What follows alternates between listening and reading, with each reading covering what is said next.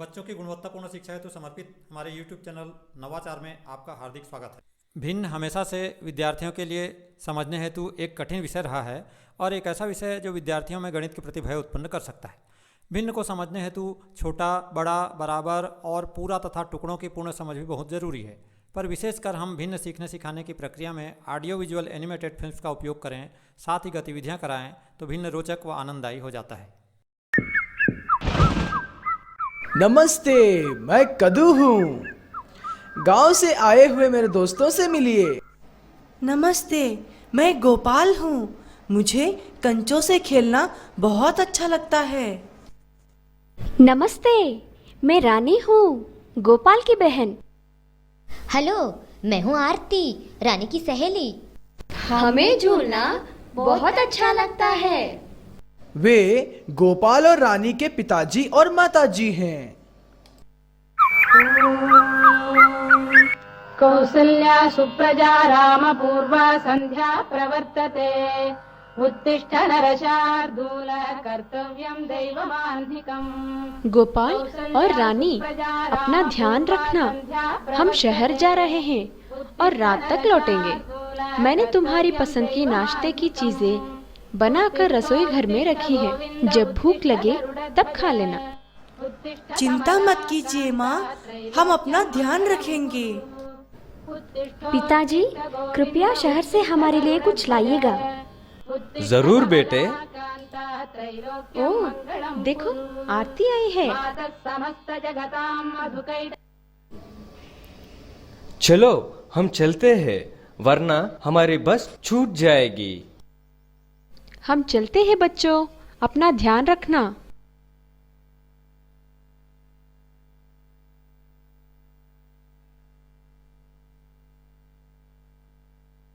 रानी, मुझे बहुत भूख लगी है। क्या हम कुछ गरम गरम इडलियाँ खा सकते हैं जो माँ ने हमारे लिए बनाई हैं? जरूर, हमारे लिए 3 प्लेटें लाओ।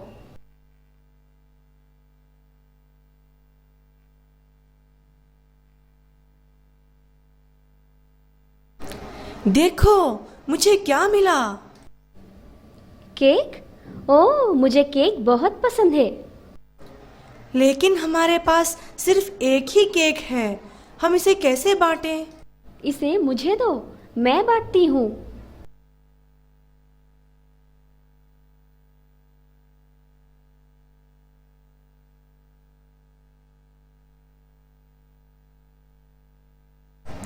रानी, तुमने बेईमानी की है। तुमने अपने लिए बड़ा टुकड़ा क्यों लिया? गोपाल, मैंने कोशिश की थी, पर मैं इसे बराबर बांट नहीं पाई। क्या आपने ध्यान दिया कि केक चाहने वाले बच्चे 3 थे, लेकिन केक सिर्फ एक था। रानी के पास गोपाल से अधिक केक है, या यूं कहो कि गोपाल के पास रानी से कम केक है। गोपाल और आरती को केक का बराबर हिस्सा मिला। आइए, यह अभ्यास करने की कोशिश कीजिए। रिक्त खानों में सही चिन्ह रखिए।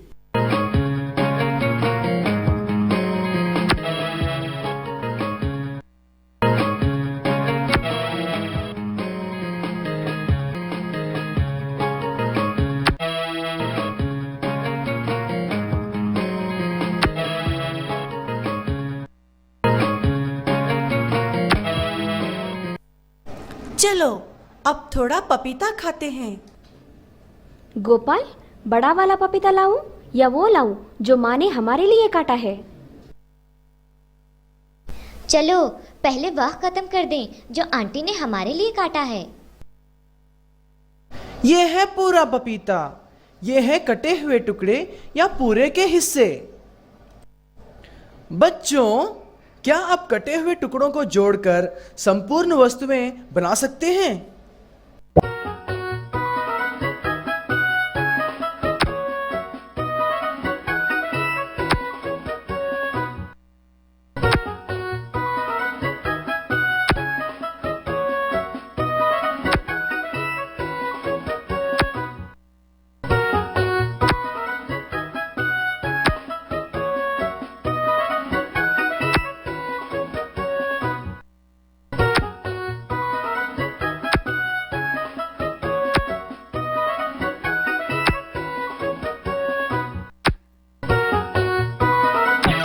बच्चों, अब हम सेब के पेड़ के पास चलते हैं और नीचे गिरते हुए सेबों को संख्याओं के अनुसार आरोही और अवरोही क्रम में बैठाएंगे।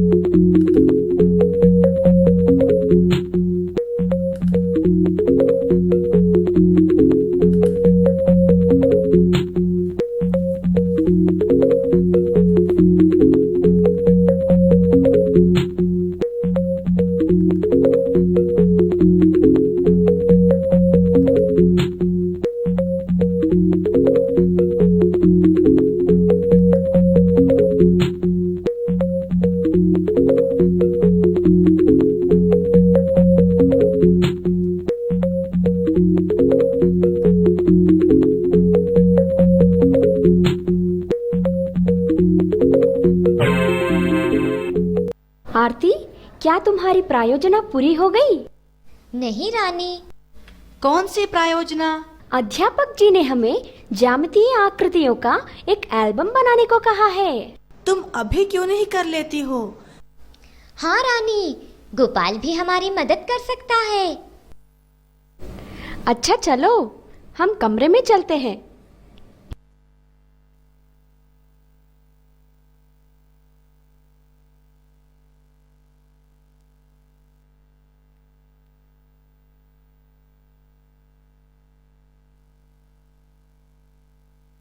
अरे देखो, मैंने एक वृत्त बनाया है।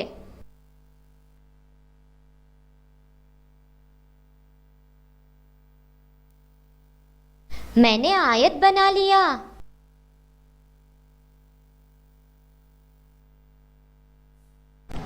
मैंने एक वर्ग बनाया है। त्रिभुज तैयार है। अब हम इन्हें किताब में चिपकाएं।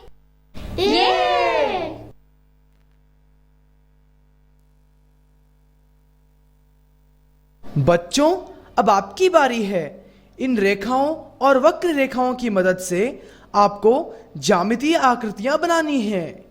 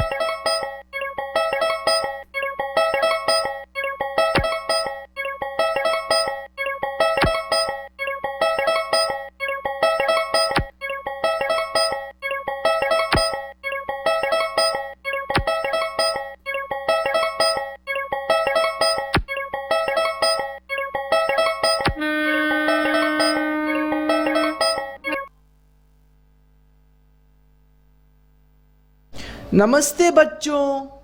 कद्दू जी, आपको ये कागज कहाँ से मिला? ये बहुत सुंदर है, मुझे दीजिए ना। कद्दू जी, कृपया ये मुझे दीजिए ना। कद्दू जी, मुझे भी चाहिए। अरे अरे, झगड़ा बंद कीजिए। आप सब इसे आपस में बांट क्यों नहीं लेते? हाँ कद्दू जी, यह बेहतर होगा। मुझे दीजिए, मैं बांटता हूँ। गोपाल, तुम इसे ठीक से नहीं मोड़ रहे हो, मुझे करने दो।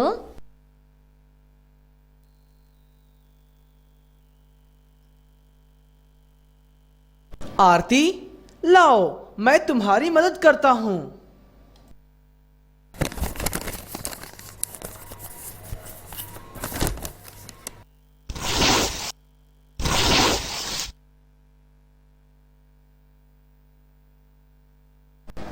हम एक संपूर्ण वस्तु को 3 समान भागों में बांट रहे हैं, है ना कद्दू जी?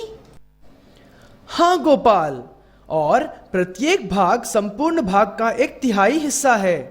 गणित में यह 1/3 के रूप में दर्शाया जाता है और इसे भिन्न कहते हैं। भिन्न? हाँ, जब कोई वस्तु अनेक समान भागों में विभाजित की जाती है तो प्रत्येक भाग भिन्न कहलाता है। 1/3 का अर्थ है कि कागज को 3 बराबर भागों में बांटा गया और हम उनमें से एक भाग पर विचार कर रहे हैं। चूंकि यह 3 बराबर भागों में से एक है, यह पूरे भाग से कम है। इसे हम 1/3 के रूप में व्यक्त करते हैं। यहाँ 3 उन भागों को दर्शाता है जिनमें कागज बांटा गया है और यह हमेशा रेखा के नीचे लिखा जाता है और हर कहलाता है। 1 और 3 संख्याओं को अलग करने वाली रेखा विभाजक रेखा कहलाती है। इस रेखा के ऊपर वाली संख्या को अंश कहते हैं। अंश से हमें ज्ञात होता है कि कितने भागों पर विचार किया जा रहा है। यदि आपने सही उत्तर दिया तो मैं आपको यह चॉकलेट दूंगा। ठीक है कद्दू जी। प्रत्येक भाग कौन सा भिन्न है? एक पूरा चॉकलेट 5 भागों में बांटा गया है, इसलिए प्रत्येक भाग का भिन्न है 1/5। बहुत अच्छा आरती। गोपाल, मैंने आरती को 2 टुकड़े दिए। बताओ, मैंने चॉकलेट का कितना हिस्सा दिया?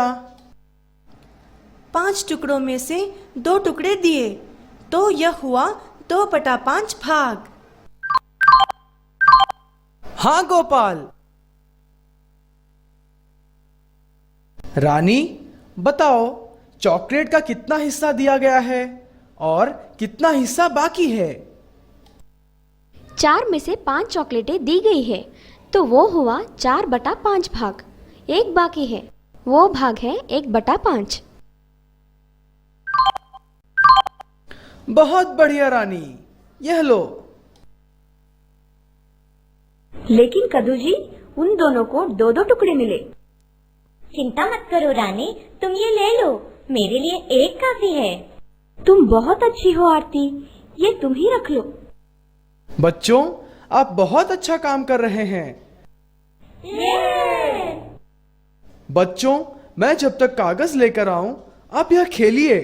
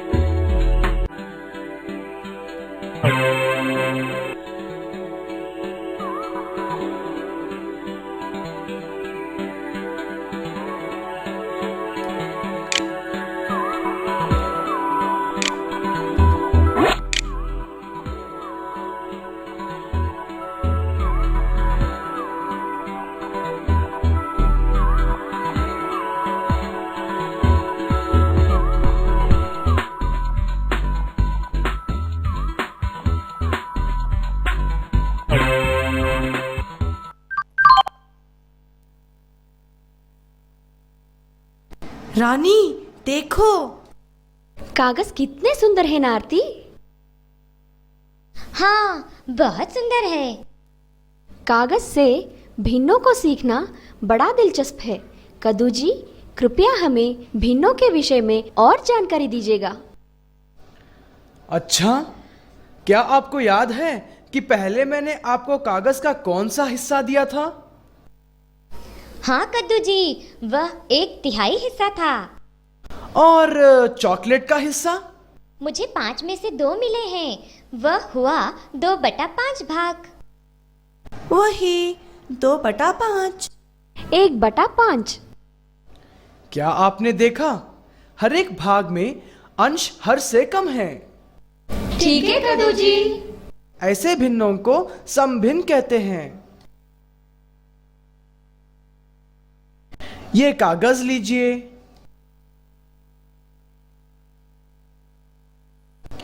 बच्चों, क्या आप बता सकते हैं कि एक भाग 3 भागों का क्या है? 1/3 तो हमारे पास 4 1/3 हैं।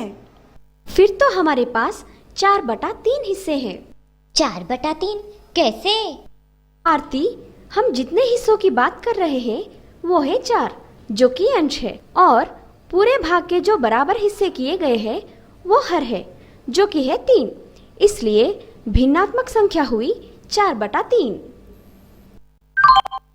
अब मैं समझ गई रानी।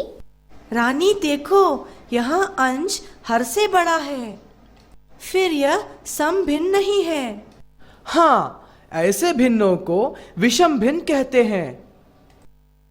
यही भिन्नात्मक संख्या इस प्रकार भी दर्शाई जा सकती है। पूर्ण संख्या 1 और 1/3 अर्थात 1 सही 1/3। इस प्रकार के भिन्नों को मिश्र भिन्न कहते हैं। तो यदि मैं एक और कागज लूं और उसे 3 बराबर भागों में मोड़ूं, तो भिन्नात्मक संख्या होगी 3 अर्थात 7/3। सही है ना कद्दू जी? मिश्र भिन्न में होगा 2 पूर्ण अंक और 1/3 हिस्सा अर्थात 2 सही 1/3।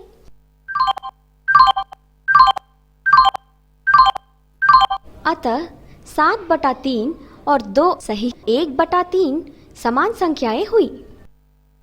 आप बहुत होशियार लड़कियां हैं। बच्चों, चलिए देखते हैं कि आप कितने होशियार हैं।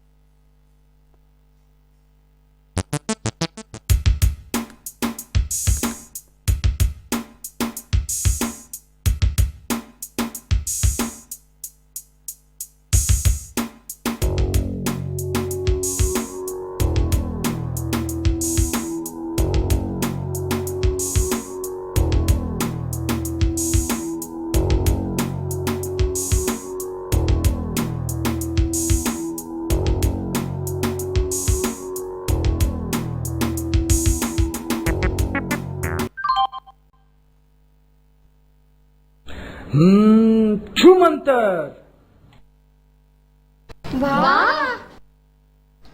यह जादू आपने कैसे किया कदू जी? बच्चों, यह गणित का जादू आप भी कर सकते हैं। कैसे कदू जी? ये देखिए।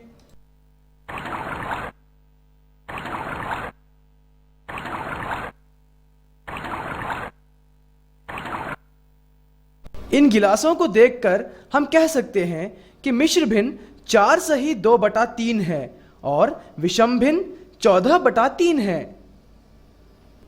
अब मैं आपको गणित का जादू दिखाता हूँ। हम संख्या 14/3 लेते हैं। मान लें कि विभाजक रेखा भाग का चिन्ह है और 14 को 3 से भाग देते हैं। कद्दू जी, मैं भाग दूंगी। ठीक है।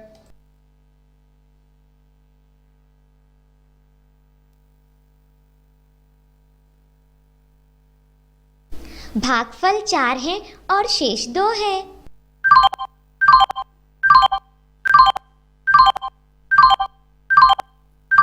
हाँ, भागफल 4 पूर्ण संख्या दर्शाता है और शेष 2 को 3 से भाग देने पर भिन्नात्मक संख्या 2/3 प्राप्त होती है।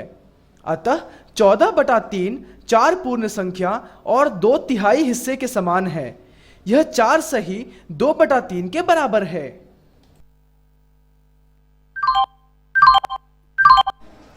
तो यदि हम 4 सही 2/3 को विषम भिन्न में बदलते हैं तो 14/3 होना चाहिए, है ना कदू जी? हाँ, मिश्र भिन्न को विषम भिन्न में बदल देने के लिए हर को पूर्ण संख्या से गुणा कीजिए और फिर गुणनफल और अंश को जोड़ दीजिए। हर जो है वही रखिए। कदू जी, क्या अब मैं इसे कर सकती हूँ? 3 को 4 से गुणा करने पर 12 प्राप्त होता है और 12 को 2 से जोड़ने पर 14 प्राप्त होता है। अतः विषम भिन्न है 14/3। बहुत बढ़िया रानी।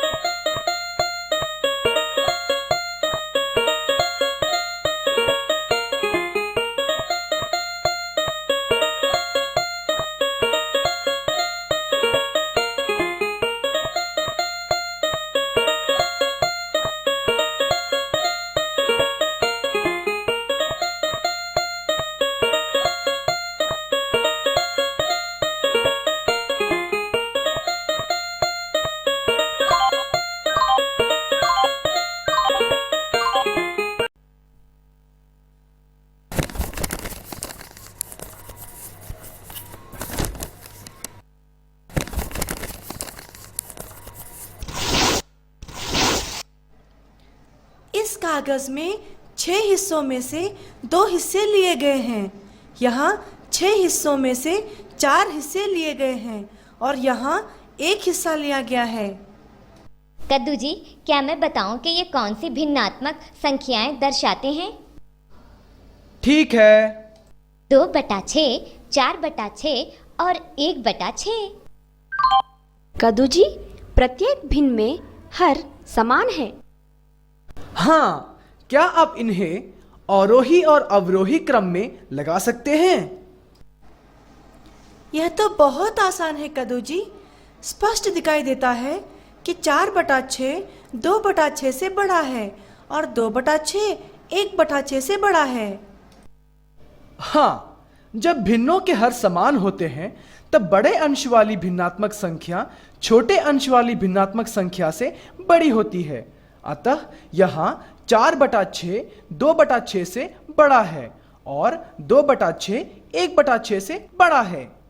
इसी प्रकार 1/6 2/6 से छोटा है और 2/6 4/6 से छोटा है।